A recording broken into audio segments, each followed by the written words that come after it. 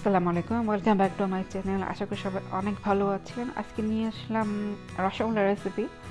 রসগোল্লা আমরা আসলে সবাই বানাই। আমি কিছু সিম্পল টিপস অ্যান্ড ট্রিক্স দেখিয়ে দিব, যাতে রসগোল্লা আপনারা যখন বানাবেন এটা আসলে আর কখনই ভাঙবে না। Trust me and believe me, let's make it. তো এর জন্য আমি এখানে প্রথমেই পট নিয়ে নিয়েছি। তো পট একটু পানি দিয়ে দিয়েছিলাম, আর যাতে দুধটা নিচে না লাগে যায়। আর এখন দিয়ে দিলাম দুধ। আমাদের এখানে আসলে প্যাকেট দুধ পাওয়া যায়, তো 1 প্যাকেট দুধ আমি দিয়ে দিলাম। এটা 1 লিটারের কাছাকাছি থাকে। তো এখন জাস্ট দুধটাকে মানে বলার আগের পর্যায়ে যে সিচুয়েশন ওটাকে আমরা মানে গরম করে নিব আর কি। এবং দুধটা আমার জালটা আছে মিডিয়াম টু হাই হিট। এবং রসগোল্লা আসলে এমন একটা মিষ্টি, প্রথম আমরা সবাই যখন বানিয়েছে একবার না একবার ভেঙে গেছে। এটা কেউই বলতে পারবে না যে এই মিষ্টিটা বানানোর সময় ভাঙেনি। তো যাই হোক, তা ফাইনালি আমি come up with my idea যে এটা কীভাবে না ভাঙিয়ে এবং সবসময় সাকসেসফুলভাবে বানানো যায়। তো বকবকানি মাঝে আপনারা দেখতে পারলেন আমি এটাতে দিয়ে দিয়েছি সিরকা এবং পানির মিশ্রণ। আমি এটাতে 4 টেবিল স্পুন সিরকা আর 2 টেবিল চামচ পানি মিশিয়ে নিয়েছিলাম, সেটা এখন দিয়ে দিয়েছি। এবং আপনারা দেখতে পাচ্ছেন ওই ছানাটা আলাদা হয়ে যাচ্ছে, ওই দুধ থেকে ছানা তৈরি হয়ে যাচ্ছে। আর আপনারা চাইলে লেবু দিয়ে রস দিয়েও করতে পারেন, অনেকে আছে দই দিয়ে আমরা করি অনেক সময়। আমি আসলে সিরকাটাই প্রিফার করি, আমার কাছে এটা ইজি মনে হয়। তো ছানাটা যখন পারফেক্টলি তৈরি হয়ে গেল তখন আমি সেটাকে এখন একটা সুতির ক্লথ নিয়ে নিয়েছিলাম, আর এটার উপর এখন ঢেলে দিচ্ছি। তো আপনারা দেখতে পাচ্ছেন ধোয়া একটু একটু। আর এখন যেটা করব, আমি পাতিলটা সরিয়ে দিব, কারণ এই পাতিলের পানিটা আসলে ফুটন্ত গরম পানি আমরা জানি। তো পাতিলের পানিটা সরিয়ে দিব। আর আমি এটাকে আসলে কোনোভাবে হ্যাং করব না। আমি আপনাদের দেখাবো হ্যাং ছাড়া আপনারা এটা কীভাবে মানে এটা রেখে দিতে পারেন।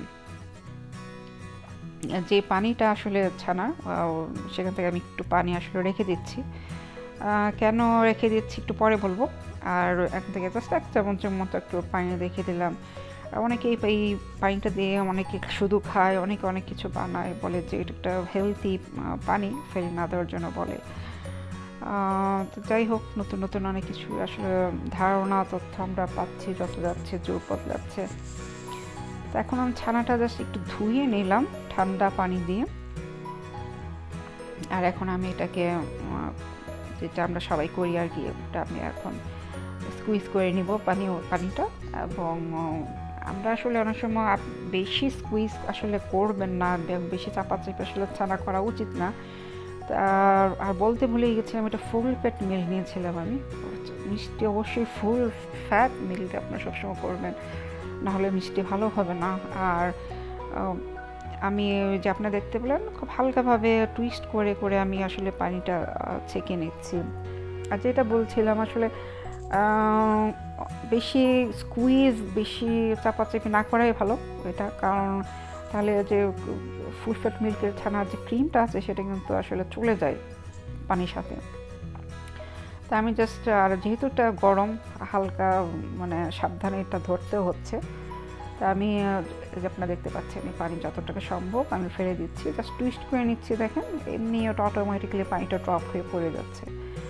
তো বেশি আসলে স্কুইজ করার দরকার পড়ে না। আর এখন এটাকে আমি এইভাবে রেখে দিব আসলে রেস্ট করার জন্য। আর আমি ফিরে আসবো মানে 1 ঘন্টা পরে। 1 ঘন্টা কিছুটা আগেই আসলে আমি ব্যাক করেছি, এবং আমি আপনাকে এখন দেখাচ্ছি ওই খুলে, যে দেখেন একটা পারফেক্ট ছানা তৈরি হয়ে গেছে, এবং পারফেক্ট মানে ছানার যে বল শেপ সেটা তৈরি হয়ে গেছে। এখন ছানাটাকে আমি জাস্ট একটু ভেঙে নিচ্ছি, একটু মেক শিওর। আর আমি মেক শিওর করেছিলাম যে এটা তো আসলে পানি নেই। আর এটা একটা ইম্পর্টেন্ট স্টেপ, যে পানি যেন না থাকে। পানি থাকা মানেই পানি ঢুকে যাবে এবং মিষ্টি ভেঙে যাবে। তো এখন ওই যে পানি নিয়ে রেখেছিলাম তবে যদি ভিডিওটা আপনারা পুরোটা দেখে থাকেন, পানিটা আসলে এটাতে দিয়ে দিলাম, দিয়ে আমি এখন এটাকে আসলে একটু মথে নিব। আমি বোলটা চেঞ্জ করে নিলাম, কারণ ওইটাতে আসলে জায়গা স্পেস ছিল না। আর পানিটা দেওয়ার কারণ হচ্ছে, এই পানিটা আসলে একটা সিক্রেট টিপস। আপনার যদি এটা ইউজ করেন, আপনার যদি মনে হয় যে ছানা বেশি ড্রাই হয়ে গেছে, আপনি যদি পানিটা ইউজ করেন তাহলে দেখবেন এটা একটা বাইন্ডিংয়ের মতো কাজ করে। রসগোল্লাটা আসলে তখন আসলে ভাঙে না।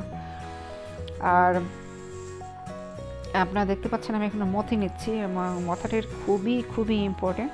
যত বেশি মথবেন, 7 থেকে 8 মিনিট এটা মাথায় লাগে, না হলে আসলে পারফেক্টভাবে মিষ্টি তৈরি হয় না। তো মিষ্টি আমি এখন দেখতে পাচ্ছেন আমার ওই যে একটু জাস্ট হাতে নিলাম, এবং পারফেক্টভাবে এটা মিষ্টির জন্য উপযোগী হয়ে তৈরি হয়ে গেল। এখন আমি মিষ্টির জন্য বল বানিয়ে নিচ্ছি, ছোট ছোট করে বল বানিয়ে নিচ্ছি। এবং এটা আসলে এখনও যেহেতু সুন্দর পারফেক্টভাবে মতা হয়ে গেছে, এটা আসলে বল বানানোর কোনো ইজি হয়ে গেছে, কোনো ব্যাপারই মনে হচ্ছে না। তো তৈরি হয়ে গেল মিষ্টির বলগুলো। আর এখন আমরা চলে যাব নেক্সট স্টেপ, আর সেটা হচ্ছে শিরা তৈরি করা। এর জন্য আমি একটা প্যান নিয়ে নিয়েছি এবং 4 কাপ পানি দিয়ে দিলাম। প্যানটা আপনি একটু বড়ই দেখছেন, বড় কারণ হলো আমি যে কোনো মিষ্টি বানালে যে শিরা টাইপের মিষ্টি, সেজন্য আমি এই প্যানটি ইউজ করি। মিষ্টি প্যান আসলে পাতলা দিয়ে রাখতে হয়, অন্য কিছু হলে সেটা তো করা ঠিক না, তাহলে মিষ্টির জন্য অন্য ফ্লেভার চলে আসে। তো যাই হোক, পানিতে আমি দিয়ে দিলাম 2 কাপ চিনি, আর আমার জালটা ছিল হাই হিটে। আর এখন চিনিটাকে মিশিয়ে নিব। আর দিয়ে দিলাম, আপনারা দেখতে পাচ্ছেন, অল্প পরিমাণ এলাচ গুঁড়ো। আপনারা এলাচও দিতে পারেন, আস্ত এলাচ। আসলে বেসিক্যালি এলাচই দেওয়া হয়, আস্ত এলাচ। আমি এলাচ গুঁড়োটা প্রিফারেন্স করি। আমার কাছে মনে হয় তাহলে আমি এলাচ গুঁড়োটা মিশে গিয়ে, একটা চিনি শিরার সাথে মিশে গিয়ে মিষ্টি যখন বলক আসবে, একটা ডিফারেন্ট ফ্লেভার নিয়ে আসবে।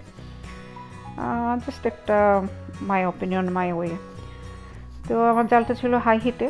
আর এখন যখন বলক চলে আসলো, তখন আমি চিনিটাও মিশে গেল, তখন আমি এত আস্তে আস্তে মিষ্টিগুলো ছেড়ে দিলাম, এবং ছেড়ে দিয়ে ঢেকে দিব 10 মিনিটের জন্য, রেখে দেবো হাই হিটে। তো আশা করি আপনারা দেখতে পাচ্ছেন, ঢেকে দিলাম এবং এগুলো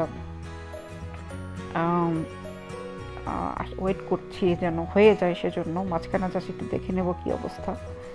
তো 10 মিনিট পরে আমি একটু খুললাম, আলহামদুলিল্লাহ, মাশাআল্লাহ, মিষ্টি ভাঙে নাই। এবং এটা যখন দেখি আসলে আমাদের সবারই খুব ভালো লাগে যে মিষ্টি ভাঙে নাই, সাকসেসফুল হয়েছি আমরা। তো 10 মিনিট পরে আমি আর 5 মিনিট একটু মিডিয়াম টু লো হিটে রাখবো, এবং ফিরে আসবো এর পরে। তো পারফেক্টলি ডান। এখন আমি জাস্ট এটাকে সারা রাত আসলে রেখে দিয়েছিলাম, আর আমি এখন এটাকে জাস্ট বলে একটু সার্ভ করে নিচ্ছি।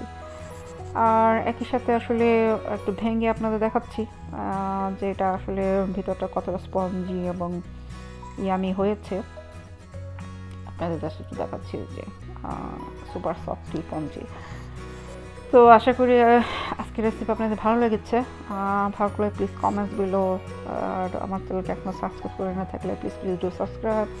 কী ধরনের রেসিপি দেখতে চান জানাবেন, লাইক, কমেন্ট, শেয়ার প্লিজ। আর যেখান থেকে দেখছেন সবাই অনেক অনেক ভালো থাকেন, আমার জন্য দোয়া রাখবেন, আপনার জন্য দোয়া রইল, অনেক অনেক দোয়া রইল। সবাই অনেক ভালো থাকেন। আল্লাহ হাফেজ।